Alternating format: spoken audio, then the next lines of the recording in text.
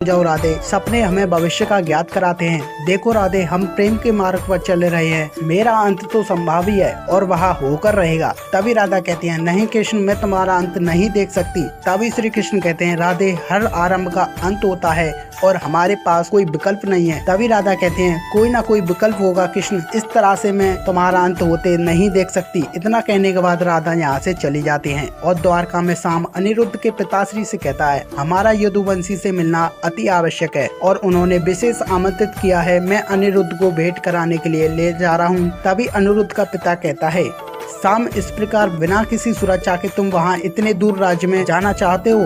तभी बलराम कहते हैं, यदि शाम जाना चाहे तो जा सकता है, किंतु मैं अनिरुद्ध को वहाँ नहीं भेज सकता।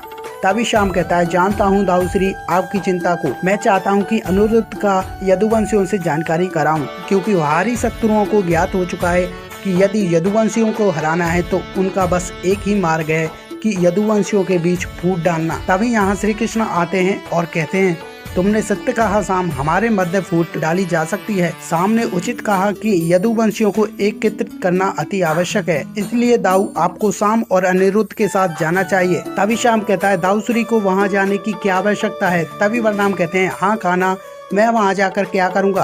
तभी श्री कृष्ण कहते हैं, मेरे विचार से आपको वहाँ जाना चाहिए दाऊ। एक बात देखिए, यदुवंशी हमारे भावी द्वारकाधीश का कैसे स्वागत करते हैं। तभी बलराम सोचते हैं, कान्हा, इसके पीछे कोई ना कोई कारण अवश्य होगा जो तुम मुझे वहाँ भेज रहे हो। और यहाँ बलराम श्री कृष्ण के पास आते हैं। तभी श्री कृष्ण बलराम से कहते हैं, तुम्हें शाम और अनिरुद्ध के साथ यदुवंशियों से मिलने के लिए जाना होगा। तभी बलराम कहते हैं, कान्हा, मेरे शाम के साथ जाने से भला ऐसा क्या होने वाला है? तभी श्री कृष्ण कहते हैं, आज तक मैंने आपको भला कुछ बताया है जो इस बार तुम पूछ रहे हो? चलो मैं तुम्हें कुछ बता देता हूँ।